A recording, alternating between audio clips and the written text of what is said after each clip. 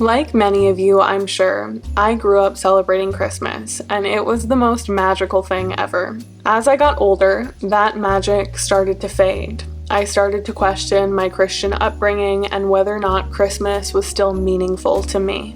But then I discovered the Wheel of the Year and Yule, the winter solstice, and suddenly that magic was ignited once more.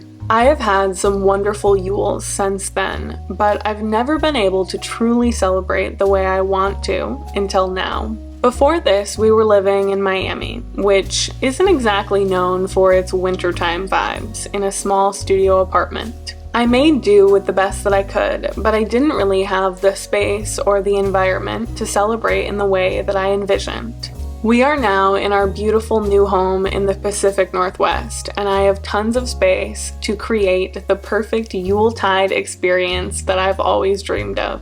We are getting a tree for the first time this year, and I am doing tons of DIYs. This video is going to be filmed over several days because there's a lot to do and I want to take you through the entire decorating process. And I hope that you will come along for the ride. The sleigh ride. Sorry. This is where our tree is going to go, and that is the first order of business. Over the past several weeks, I have been collecting decorations and putting them in this corner.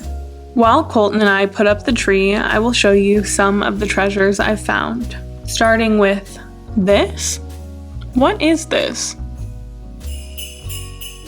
I would like you to meet Timber, our 7, almost 8-month-old Australian Shepherd puppy. He is definitely going to be in this video, so I wanted to officially introduce you to him beforehand. He has brought so much joy into our life, and I'm so excited to finally share him with you. This is our tree. These are the instructions. That is for you. It takes 120 minutes to assemble. 2 hours? That's what it says. Oh my gosh.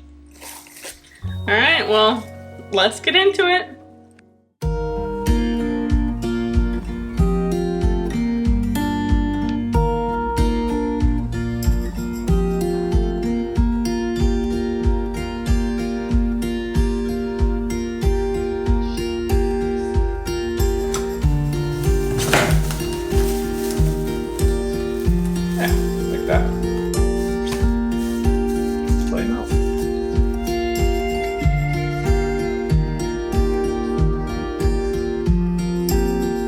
Oh, it's so light. I think this is the last piece. Yeah. Perfect. We have a Yule tree. Now to fluff. I'm sure that will be a long, tedious task.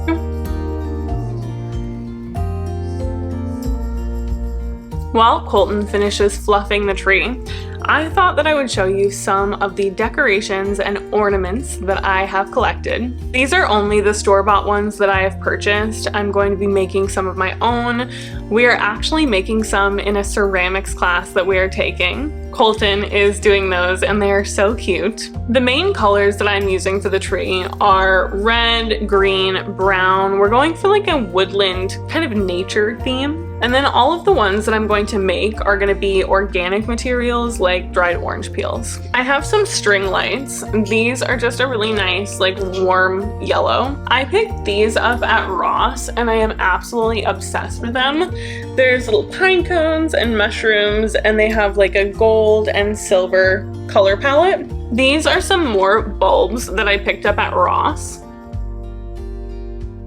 I picked up some clear ones because I'm going to be making these into witches balls, and I will tell you all about those when we get to that section of the video. I bought some ribbon because I have seen people tie bows on everything on my Pinterest, and I just love it. I think it's a really simple, elegant sort of decoration you can have throughout your house. So I'm gonna put these on the trees, but then I'll also like tie them on our shower curtains and jars that I have in the kitchen. These are some velvet red and then this green sort of satin finish. I picked this ribbon up from the thrift store. These brown balls are from Amazon and I will link them and anything else from Amazon on my storefront. I tried to get as much as I could secondhand or close to me. But there's not a lot of options in the small town Oregon coast. These green bulbs are from Joann's. I absolutely love the flecks of gold in them. There's also a similar gold hue in the brown ones. Some more smaller bulbs. I tried to have a variety of sizes for the tree. I did also see folks say, oops, to put your ornaments in little clusters like this, especially if they're smaller, to create a really cool effect on the tree. So we'll see how that looks. I found a couple garlands at the thrift. The one behind me is open.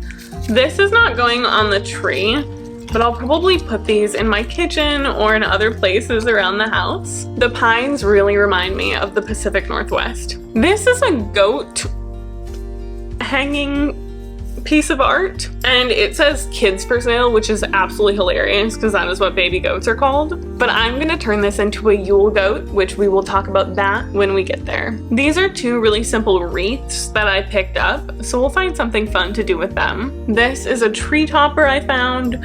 I don't love this, mainly because it gets glitter everywhere, but I wanted to have something to put up immediately. All of my other ingredients we will circle back to as we get to creating things with them. But I should probably help Colton with the tree again. Yes, please. Oh no, he's on the table again. Okay, Timber, do you remember what happened last time? Oh no, he's sitting on me. I'm in the danger zone. One thing about him is he grunts constantly. He just, listen. Do you hear him? Oh God, are you peeing again? Operation Fluff is complete. Thank you for your help. You did so good. Are you ready? Yep, hopefully I don't blow up. There you go. Yes, hopefully my husband doesn't blow. I'm holding like a pack of them in my hand. My YouTube video. Wait, like make them more magical. Yeah, there we go. That's the spirit. All right, are you ready? Ready? Take Okay, say Yule. Yule. Yule. Ooh, Timber, what do you think? On the table. Doggy on the table. What do you think? Oh, you look handsome. I'd love to find you under the Yule tree. It's a Christmas miracle. It's a Yule miracle. This is so exciting. It is your first winter solstice. As for ornaments, I think we should do more of like basic ones first, like these or these, rather than the ones that are like, sparkly, glittery. yeah, more like statement pieces. We should put one on together. Which one do you want to do? This one? Sure. Okay. How about here? Good. It's so cute! Now let's put 1,000 more on. Do it. You got plenty.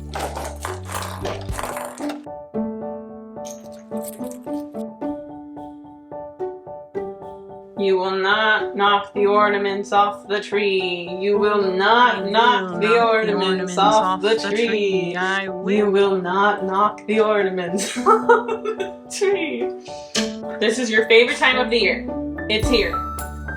The giant cat toy. That was all the simple ones, and now we get to put these on. Do you have a favorite? I like the acorn. The acorn is really cute. I'm very partial to the mushroom.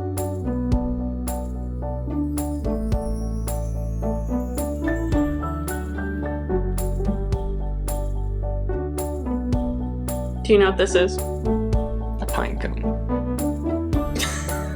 Secondly, this is the last of the ornaments. I don't know. So we're gonna put this on, and then after that, we will do the star.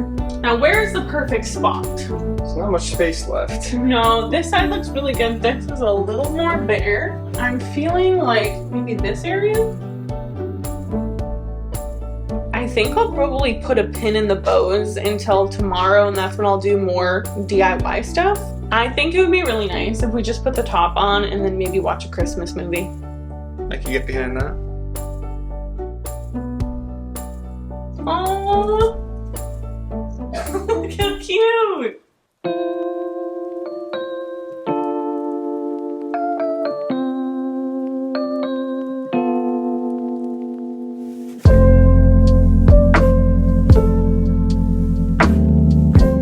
citrus, a long-time correspondence of Yule and a representation of the sun coming back into our life on the winter solstice.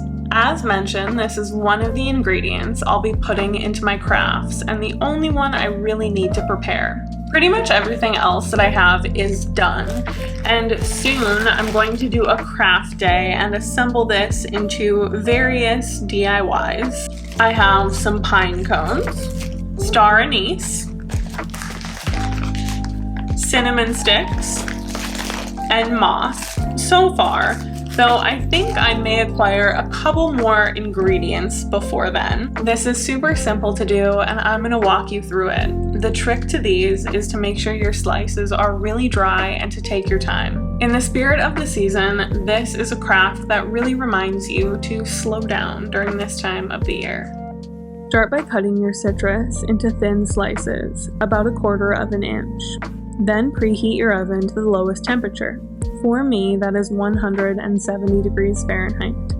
Place your slices on a parchment-lined baking sheet, making sure they're not touching or stacked on top of one another.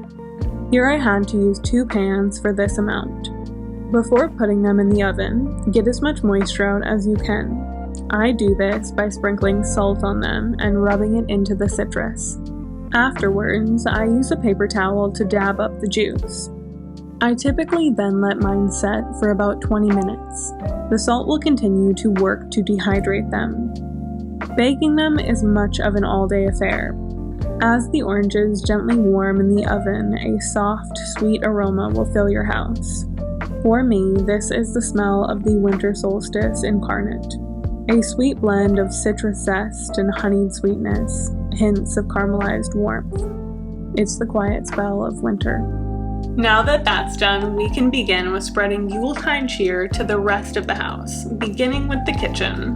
I so love the projectness of this time of year. Decorating, baking, organizing your house. There's always something in the oven and a mess of parts of something or another on the kitchen table. Winter is when we turn inwards and tend to our spaces, tend to ourselves. This is the time when life slows down and we get to all those things we've been meaning to do. Eventually, it was time to flip the slices, something I did over and over throughout the day. Make sure to check often so they don't burn.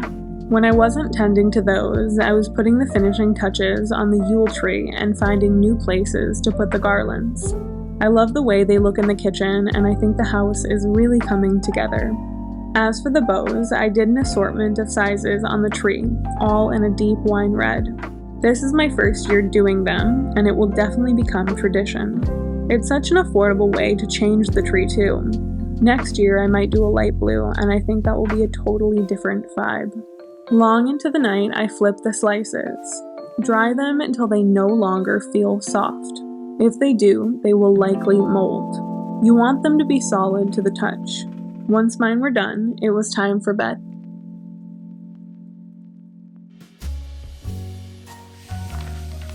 I have the orange slices that we just finished. These are now all dried and solid and ready to be used for crafts. We're gonna start with everything that can just be simply assembled. For example, witches' balls. I can just put things inside of them. There are other items, like these houses, that I'm going to need to paint, and it'll be a longer process. When Colton and I eloped, this is the hand-fasting ribbon that we used to tie us together. I have hung this and this bundle above our bed for almost 2 years now. But since it is in Yuletide colors and we got married on December 23rd, Christmas Eve, the day after the winter solstice, I thought it would be really lovely to put this in one of the balls and put it on the tree every year. The other ones I'll probably use for protection and good fortune. And while I work on those, I will tell you a bit about the history of the witch's ball and what it means to me in my personal practice.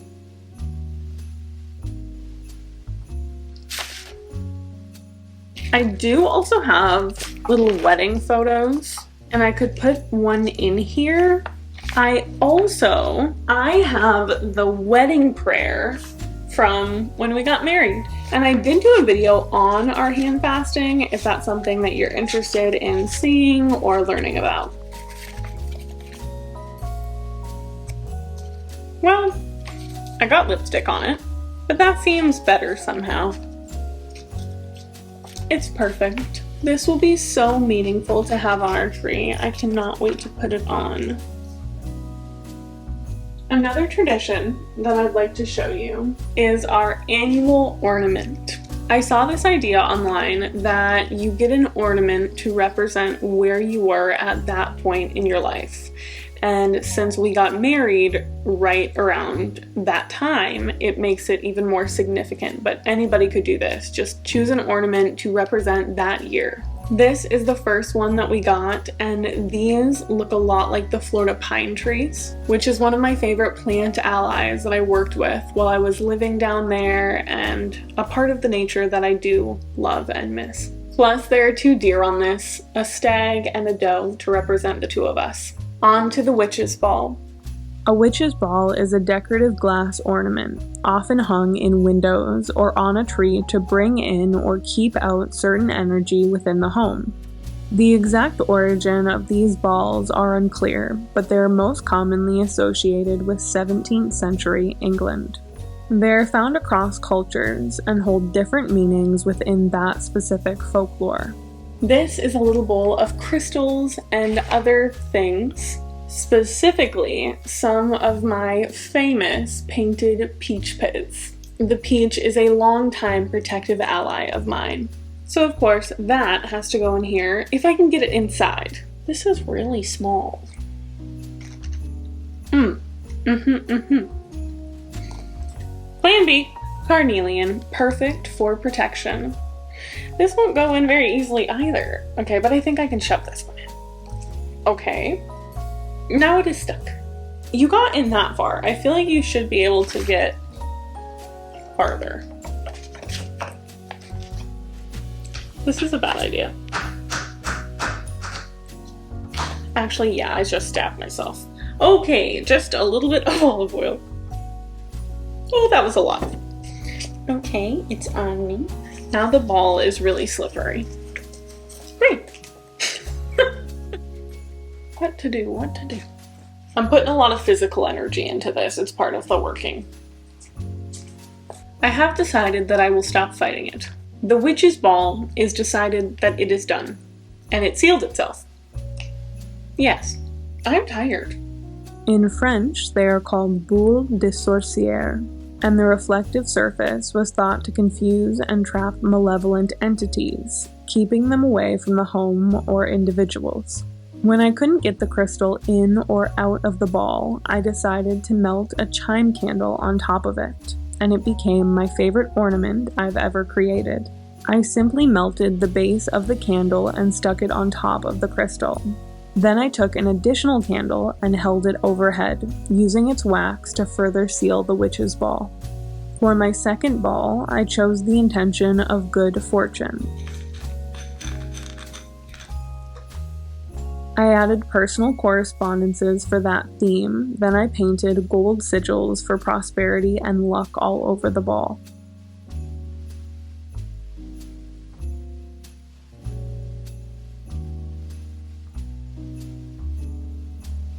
On to the next craft.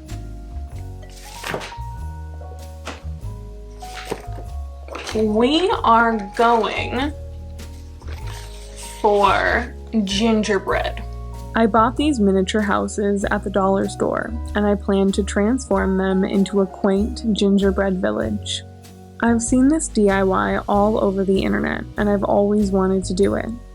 I think this color is as close as we are going to get. Within my Wilby village, we have a little estate, cobblestone cafe, a fire department, cobblestone bed and breakfast, and a church where they have Yuletide services.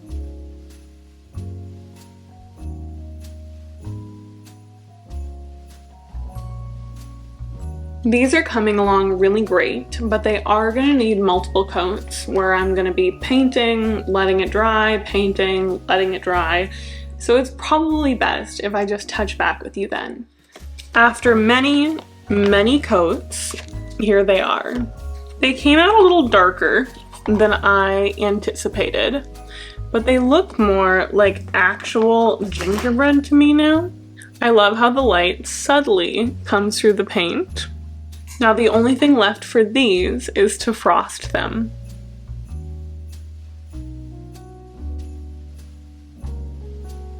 I used paint markers to add the frosting details, both in white and gold. Then I placed them under the Yule tree.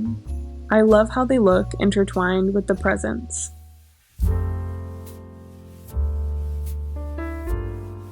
It is now December 13th, and Yuletide preparations are well underway. I have really enjoyed creating things for my home throughout this month and sharing them with you. Today is our hot glue day because all of the crafts that I have planned need this to assemble them. Those crafts being namely the 2 wreaths. So let's plug this in and see what we can do. Wreaths have pagan roots in both Yule and the ancient Roman festival of Saturnalia, the 2 largest inspirations for my winter solstice celebrations, and modern-day Christmas traditions as a whole. Saturnalia is a week-long celebration beginning on December 17th to honor the god Saturn. As a traditional Hellenistic astrologer, I work closely with Saturn both as a planet and a deity.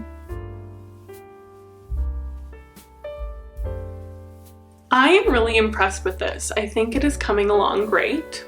In both celebrations, wreaths celebrate abundance, joy, the triumph of life, and the return of the sun. Evergreens like holly and ivy were used to symbolize eternal life and protection during the dark winter months. The circular shape embodies the cycles of nature and the idea of rebirth. As such, I've decided to decorate mine with as much nature, as many natural materials as possible. Pine cones, cinnamon sticks, dried orange slices, painted nuts and berries. The white leaves are part of our hand fasting bundle, an extra special touch. I then hung it in a traditional location, a threshold above the door. When someone walks under this, they will be blessed and protected. My second wreath is very simple. I only wanted to use one ingredient, star anise, a personal favorite correspondence of the season. Widely seen as a symbol of protection and prosperity, star anise is shaped like a star, a pentacle, an ancient symbol of the elements. This can also represent the physical stars in the sky, pinpoints used by travelers to guide themselves. Stars are our oldest compass.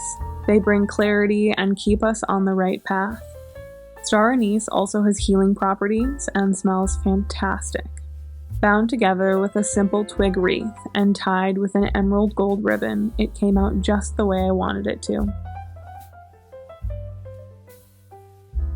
Our next craft is equally steeped in folklore, the Yule goat. This symbol is found across cultures, primarily Northern European, and versions may vary. In some stories, he is Santa's gift-bearing helper, or the devil himself subdued by Saint Nick. Often seen as a straw ornament, the Yule goat is a symbol of the harvest, fertility, and brings good fortune. I find it particularly interesting that he is a goat, the symbol of Capricorn, which is the zodiac sign the sun enters on the winter solstice. He is another spirit of winter, and I'm glad he's joining me in my home. And with that, we have made it to our last craft. December has absolutely flown by, and while there are still things I want to do and will do, I need to get this video up in time for you to be able to use it for inspiration.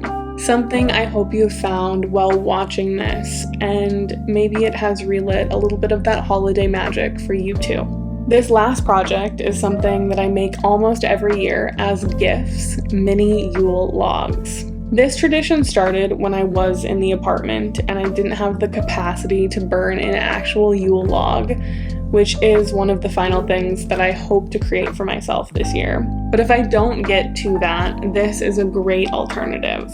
Instead of an actual log, we will be using cinnamon sticks, And instead of large candles that you would use to adorn a log of that size, we are going to use tiny little chime candles that have been broken in half. Birthday candles also work great for this. You can do this in lots of different ways, but I typically use some greenery as a base, followed by a dried orange peel, a cinnamon stick, and a candle. Glue all of that together, followed by any bits and bobs you would like. I recommend a paint pen to write any of your intentions on your candles.